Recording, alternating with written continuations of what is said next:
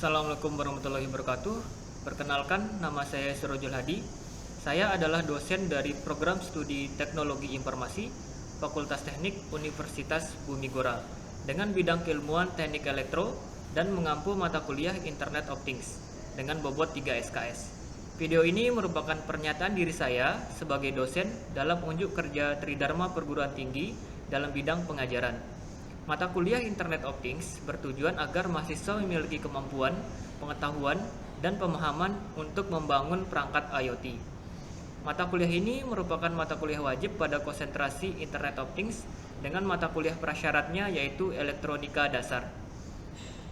Materi berikut ini akan mengacu pada 3 aspek pengajaran yaitu DIA, Delivery, Interaction, and Assessment. Berikut ini merupakan cuplikan video saya pada saat mengampu mata kuliah Internet of Things. Bismillahirrahmanirrahim. Assalamualaikum warahmatullahi wabarakatuh. Waalaikumsalam warahmatullahi wabarakatuh. Hari ini kita pertemuan keempat ya. Pertemuan keempat ini kita akan mempelajari tentang praktik pemrograman dasar tentang input-output dan PWM dengan menggunakan microcontroller ESP32. Sebelum kita masuk ke materi, saya akan coba jelaskan dulu tentang RPS-nya terlebih dahulu. Jadi apa saja yang kita akan pelajari pada pertemuan hari ini. Deskripsi singkat dari mata kuliah Internet of Things ini adalah tujuannya agar mahasiswa memiliki pengetahuan, pemahaman, dan kemampuan untuk membangun perangkat IoT. IoT merupakan perangkat atau aplikasi atau layanan yang menjembatani dunia fisik dan virtual, di mana komunikasi mesin to mesin mewakili komunikasi dasar yang memungkinkan komunikasi antara things, sesuatu, dengan aplikasi di cloud. Kemudian IoT ini tersusun dari beberapa komponen seperti sensor, aktuator, microcontroller, macam-macam protokol IoT, open source MQTT. Itu nanti yang akan kita pelajari selama 1 semesternya. Pada mata kuliah ini juga terdapat praktik yang nanti kita akan coba menggunakan Walkwi. Nah, ini adalah materi pembelajaran selama 1 semester. Ada 11 materi pokok. Yang pertama itu ada revolusi industri. Kita akan belajar tentang sejarah revolusi industri. Kemudian sejarah perkembangan IoT juga akan kita pelajari. Yang kedua itu dasar elektronika, sensor dan transducer, aktuator, dan microcontroller. Kemudian selanjutnya ada pemrograman input atau output pada peripheral digital, analog, dan PWM pada perangkat IoT. Selanjutnya implementasi IoT berupa gas detektor system. Jadi nanti kita akan buat alat gas detektor system. Kemudian pertemuan kelima kita juga akan buat alat yaitu implementasi IoT berupa monitoring suhu dan kelembaban. Selanjutnya kita akan coba buat yang keenam, kita akan coba buat smart security system. Yang pertemuan materi ketujuh itu macam-macam protokol jaringan IoT. Yang 8 itu open source MQTT. Yang ke-9 implementasi IoT berbasis web desktop. Yang ke-10 implementasi IoT berbasis Android atau iOS. Yang 11 implementasi IoT menggunakan metode hybrid. Kita menggunakan web dan Android atau iOS. Ini materi pokok selama 1 semester. Kemudian di sini untuk bukunya yang kita pakai di ini yang ada di perpustakaan ada dari buku ini pengarangnya Abdul Qadir tentang programming wireless untuk Arduino. Terus selanjutnya ini juga ada di perpustakaan dari Taufik tentang buku pintar robotika, bagaimana merancang dan membuat robotika sendiri. Di sini di pengantar robotika ini sebenarnya yang kita ambil materinya adalah yang tentang elektronika dasarnya. Kemudian pendukungnya itu ada Electronic Device and Circuit Theory oleh Robert. Kemudian ada Fundamental of Electric Circuit. Kemudian perangkat keras dan perangkat lunak yang akan kita gunakan. Untuk softwarenya kita menggunakan Walkwi. Nanti kita akan praktik menggunakan Walkwi. Kemudian bisa kita gunakan Tinkercad juga dan Arduino IDE. Selanjutnya untuk hardwarenya kita menggunakan microcontroller Node MCU ESP8266, ESP32, kemudian ada beberapa sensor, Untuk rincian penilaian selama mata kuliah, itu yang pertama itu 10% itu dari kehadiran. Ini untuk mengingatkan lagi, 10% itu dari kehadiran. Jadi diminta mahasiswa untuk tetap hadir. Kemudian itu nilainya adalah 10%. Yang kedua adalah tugas dan keaktifan di kelas. Itu nilainya 20%. Jadi diharapkan mahasiswa untuk aktif untuk bertanya. Selanjutnya ada ujian tengah semester atau UTS-nya itu 30% dan ujian akhir semester itu 40%. Untuk asesmennya. Kemudian di sini di akhir perkuliahan, di sini kita akan membuat proyek akhir mata kuliah. Proyek akhir mata kuliah ini ada beberapa rincian penilaian, ada grade-nya. Kira-kira ada yang ditanyakan? Ya, silakan. Kira-kira untuk proyeknya itu apakah dia harus berbentuk fisik atau gimana? Atau sekedar bisa disimulasi? Oke. Jadi opsional. Jadi boleh dalam bentuk simulator menggunakan walkwi.com atau lebih baik akan lebih baik kalau seandainya dalam bentuk fisik real. Itu nilainya akan lebih tinggi dibandingkan yang simulator. Tapi diperbolehkan menggunakan simulator yang walkwi.com. Ada pertanyaan lagi? Kalau nggak ada, kita akan lanjut ke materi. Di sini materi keempat kita tentang praktik pemrograman dasar input-output PWM dengan microcontroller ESP32 atau 8266 juga boleh. Nah, outline dari pertemuan pada hari ini itu yang pertama pengenalan microcontrollernya untuk ESP32 berupa pinout dan datasheet dari microcontroller ESP32. Yang kedua itu tentang komponen input-output. Ini berupa saklar, potentiometer, sensor ultrasonic, LED, dan buzzer. Yang ketiga pulse width modulation. Ini nanti akan dijelaskan pengertian dan cara kerja dari PWM tersebut. Yang keempat baru kita akan praktik menggunakan walkwi. Di sini yang kita buat adalah indikator jarak menggunakan sensor ultrasonic dengan pinout LED. Oke, ini adalah outline-nya. Kemudian kita masuk ke materinya. Di sini kita masuk ke pengenalan microcontroller ESP32. Jadi Node MCU ESP32 ini merupakan microcontroller yang diperkenalkan oleh Espressif System. Node MCU ESP32 merupakan microcontroller yang telah terintegrasi dengan modul Wi-Fi dan Bluetooth yang digunakan untuk membuat perangkat IoT. Jadi kan perangkat IoT ini itu kan ciri khasnya dia bisa berkomunikasi dengan device lain menggunakan internet ya. Jadi kita butuh microcontroller yang sudah terintegrasi dengan modul Wi-Fi atau Bluetooth. Nah, ini adalah jawabannya. ESP32 ini sudah terintegrasi dengan modul Wi-Fi dan Bluetooth seperti itu. Makanya kita gunakan yang microcontroller ESP32 atau 8266. Nah, ya silakan. Kemudian lewat pintu sebelah ya, lewat pintu sebelah. Kemudian selanjutnya pinout dari microcontroller ESP32 itu ada secara umum ya, secara umum ada beberapa seperti silakan. Seperti pin digital, ada pin analog, ada pin komunikasi serial. Di serial ini ada UART, ada I2C, ada SPI. Kemudian pin power yang nanti bisa kita gunakan. Nah, ini adalah pinout dari ini adalah pinout dari ESP32. Di sini ada ADC, analog to digital converter, ada analognya. Yang tulisan ADC ini adalah analognya. Kemudian pin-pin digital kita bisa gunakan di sini. Ada pin-pin digital di sini, itu kita bisa gunakan untuk sensor-sensor atau input-input berupa digital kita bisa gunakan yang digital. Tadi kan ada komponen ya, komponen elektronika sebagai input. Yang sebagai input itu juga bisa dari sensor. Jadi contohnya di sini saya kasih contoh sensor ultrasonik.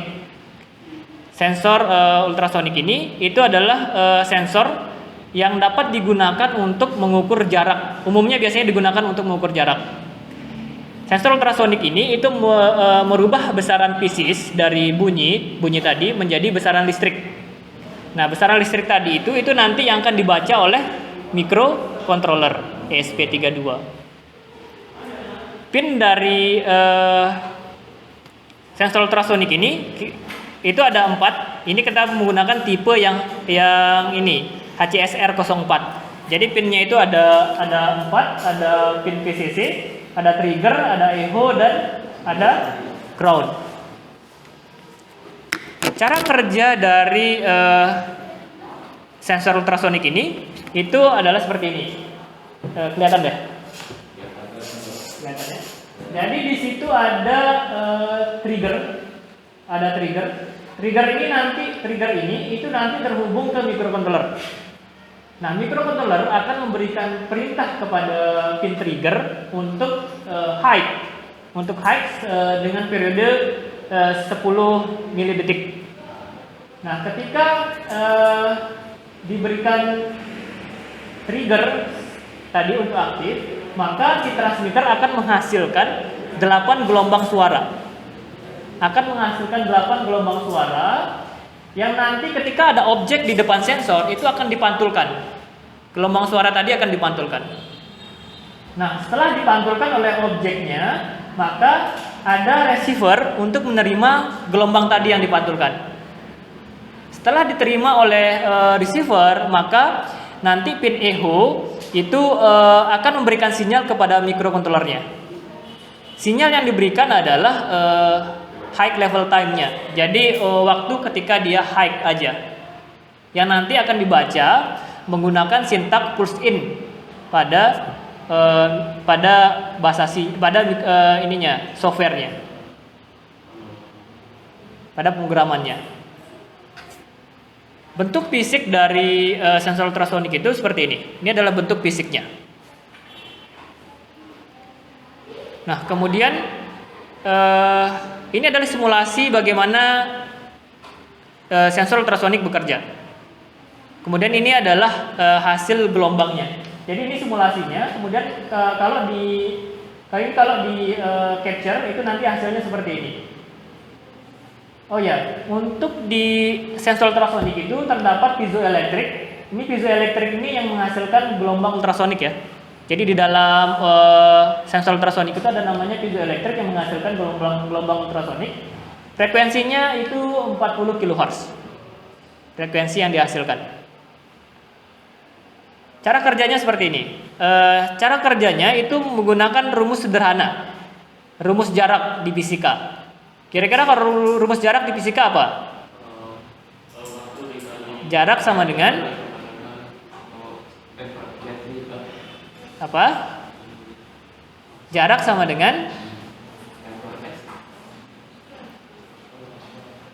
kecepatan dikali waktu.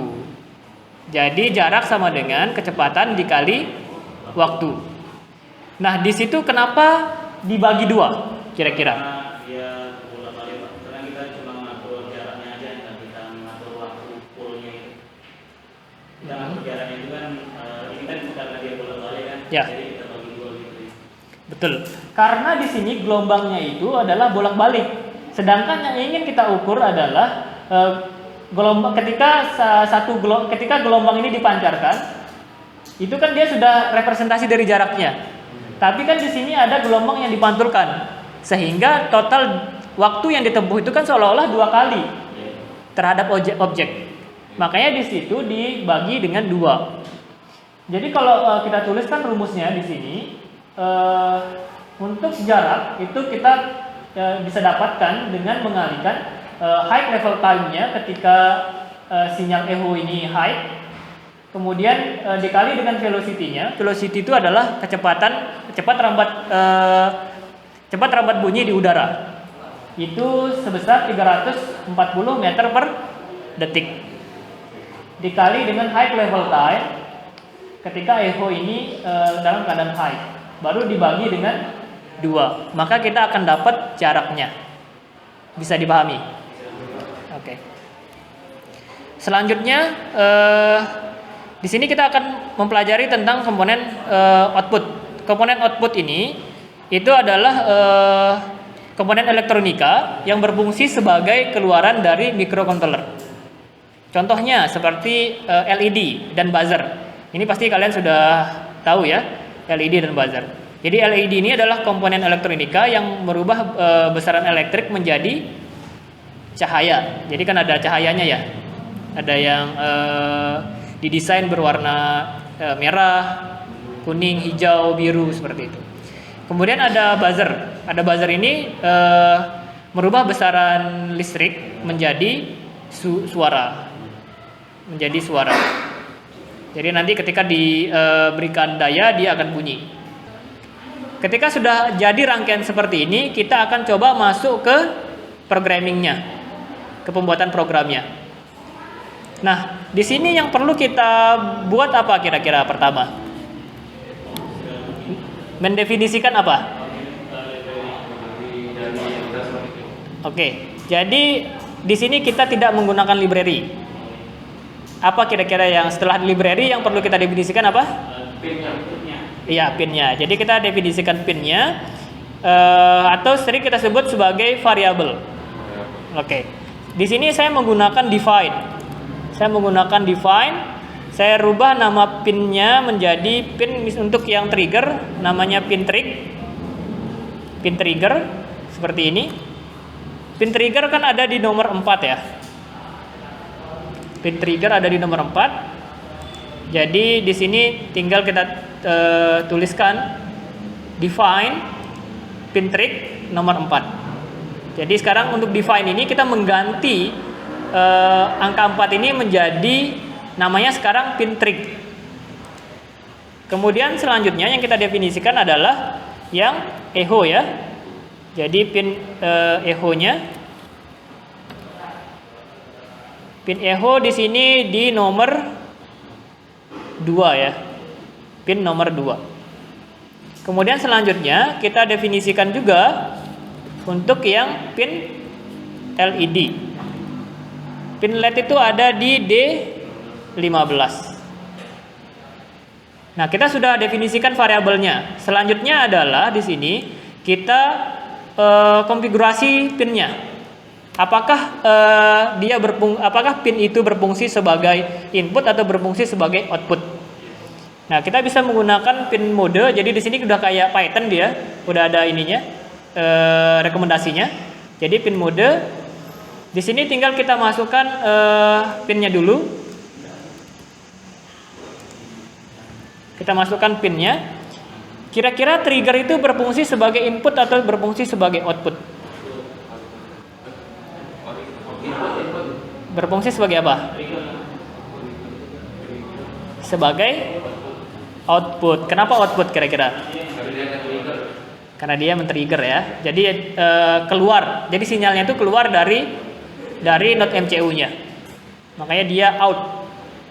Outnya untuk men-trigger pin trigger tadi.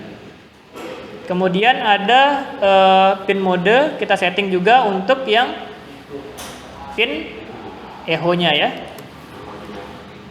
Berfungsi sebagai apa? Berfungsi sebagai input. Betul ya.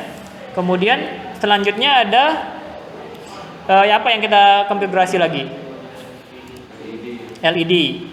Pin LED berfungsi sebagai input atau output? Sebagai output, betul ya. Sebagai output. Oke, ini kita sudah selesai untuk mengkonfigurasi pinnya. Selanjutnya adalah di sini kita akan masuk ke program utamanya. Program utamanya gini. Jadi untuk mengaktifkan sensor tadi, sensor ultrasonik ini, sesuai teori kira-kira yang kita lakukan apa? Kalau kita balik ke teorinya.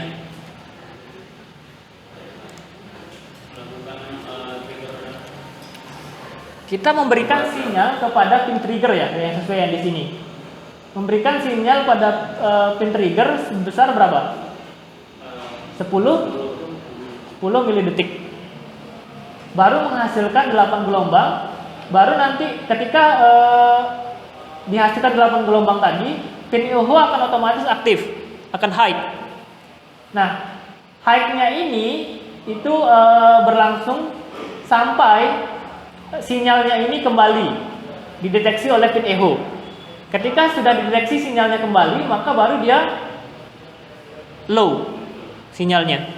Nah, waktu high-nya ini itu yang dihitung sebagai high level time-nya, sebagai waktu ketika kita menggunakan rumus kecepatan dikali waktu. Karena kecepatannya kita sudah ada. Paham ya? Oke.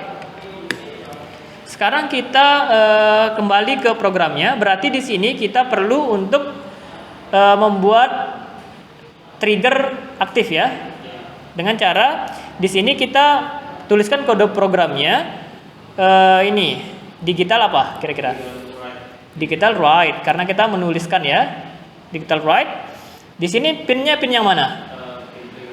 Pin trigger ya. Pin trigger perintahnya adalah yang pertama kan kondisinya dalam keadaan low dulu ya. Matikan dulu. Jadi sinyalnya dimatikan dulu. Nah, selanjutnya di sini pin trigger itu kita aktifkan menjadi high. Pin trigger kita aktifkan menjadi high.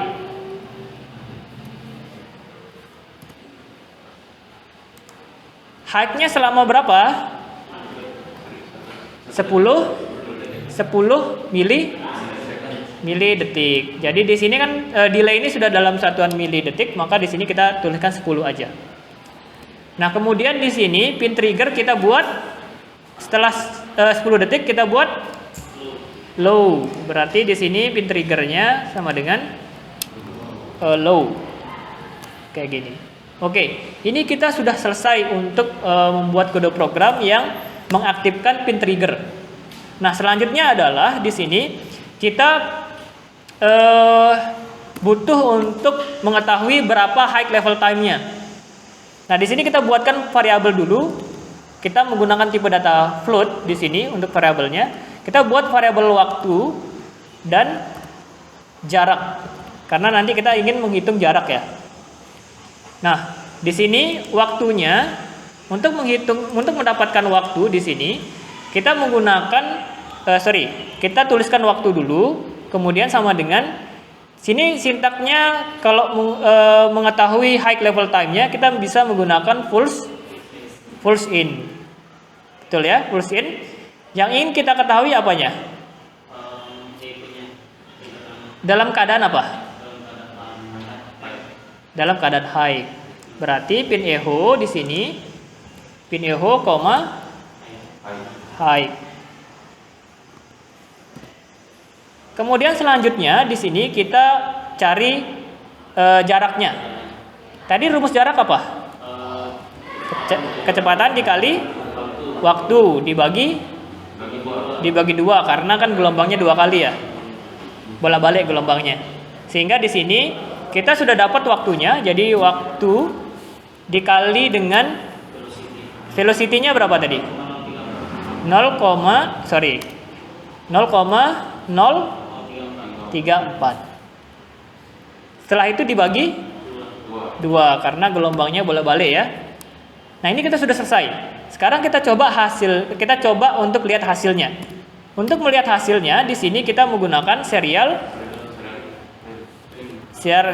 print. Kita pakai yang ln ya untuk new line-nya supaya nanti dia nggak nyambung ke samping tapi ke bawah. Di sini yang kita print adalah jarak. Kemudian kita delay di sini sebesar berapa? 100 saja ya. 100 mili detik. Oke, sekarang kita coba untuk menjalankan simulasinya. Apakah kita lihat di sini apakah ada sintak yang error atau langkah-langkah yang error? Kita akan coba perbaiki. Ya, silakan. Itu kan kita mau jadi terminal, ada terminalnya juga di Win. Ada. Jadi ini kita coba, nanti akan muncul langsung terminalnya. Kayak di Arduino IDE. Ya, kayak di Arduino IDE. Jadi, ya, silakan. Gimana? Oh ya, oke. Saya lanjut dulu ya. Jadi di sini untuk mengetahui jaraknya kita bisa klik sensornya. Kita bisa atur ini jarak sebenarnya ya. Jadi distance di sini itu adalah jarak sebenarnya. Jadi di sini jarak sebenarnya itu 400 cm. 400 cm. Tapi yang terukur di program yang kita buat adalah 399,94 cm. Jadi nggak benar-benar ini kayak realnya lah. Realnya itu memang dia nggak pas dia 400 cm. Karena tergantung dari programmingnya, delay dan lain sebagainya. Itu berpengaruh. Nah, misal kita coba untuk jaraknya kita kecilin jadi 166 cm. Nah, ini berubah jadi 165,97 cm. Kayak gitu. Nah, sekarang kita ingin manfaatkan LED-nya sebagai indikator misal. Maka di sini kita buat logika if then. Jadi jika if jarak misal di sini lebih kecil dari berapa misal? Lebih kecil dari 200 misalnya. 200 cm. Maka di sini kita buat LED-nya akan menyala misal. Maka di sini digital right lagi, pin LED itu di pin 15, kemudian di sini kita tuliskan pin LED-nya. Pin LED, high ya. High. Oke, terus else-nya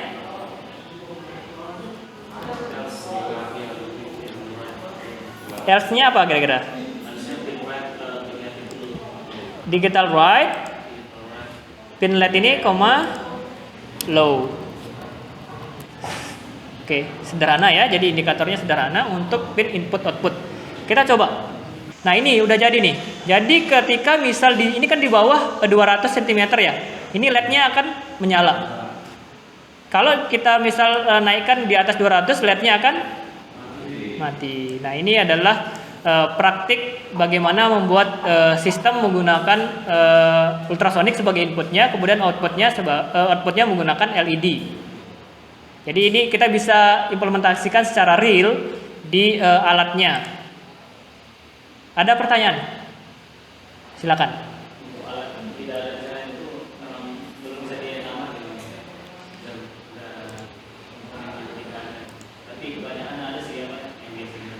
Ya, ini sebenarnya Woku ini didesain untuk sensor-sensor atau komponen-komponen yang sering digunakan. Jadi di sini sudah sangat lengkap sebenarnya. Oke, ada pertanyaan? Kalau sudah, kelas saya akhiri. Oke, sekian pertemuan pada hari ini. Kelas saya akhiri. Assalamualaikum warahmatullahi wabarakatuh. Waalaikumsalam warahmatullahi wabarakatuh.